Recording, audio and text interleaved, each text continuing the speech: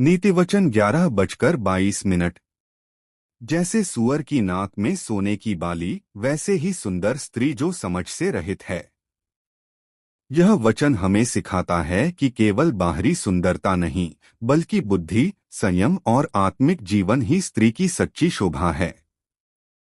परिचय। प्रिय बहनों, परमेश्वर ने स्त्री को अत्यंत सुंदर और सामर्थी बनाया है। वह परिवार की नींव है, प्रार्थना की योद्धा है और प्रेम का स्रोत है।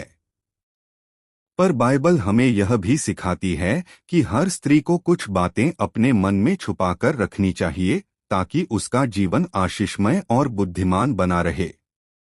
पहली बात, अपने परिवार की कमजोरी छुपाकर रखो। नीतिवचन 14:01। बुद्धिमान स्त्री अपना घर बनाती है, पर मूर्ख अपने ही हाथों से उसे गिरा देती है। हर घर में कुछ न कुछ कमजोरी या विवाद होते हैं, लेकिन एक बुद्धिमान स्त्री वह नहीं होती जो उन्हें सबके सामने प्रकट करे, बल्कि वह जो उन्हें प्रार्थना में प्रभु के चरणों में रखे। अपने परिवार की कमजोरियों को दूसरों से कहने के बजाय प्रभु से कहो। वह तुम्हारे घर को संभालेगा और शांति देगा। दूसरी बात, अपने आशीषों और योजनाओं को छुपाकर रखो। उत्पत्ति 37:5। यूसुफ ने स्वप्न देखा और जब उसने अपने भाइयों को बताया तो वे उससे और भी बैर करने लगे। बहनों, हर आशीष या योजना सबको बताने योग्य नहीं होती। कई बार लोग आपकी बातों से जलते हैं या आपको रोकने की कोशिश करते हैं।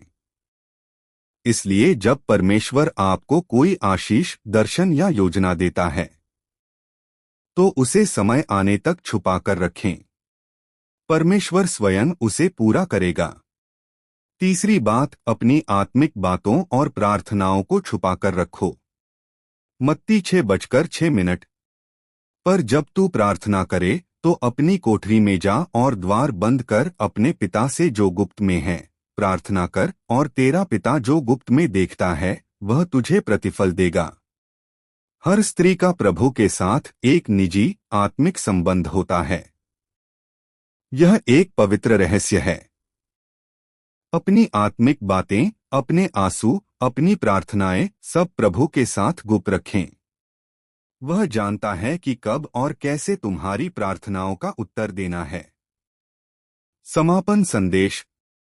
प्रिय बहनों, 3 बातें सदा अपने हृदय में रखो। 1. परिवार की कमजोरी। 2. अपनी योजनाएं और आशीषें। 3. अपनी निजी प्रार्थना और आत्मिक अनुभव। जो स्त्री इन 3 बातों को छुपाती है वही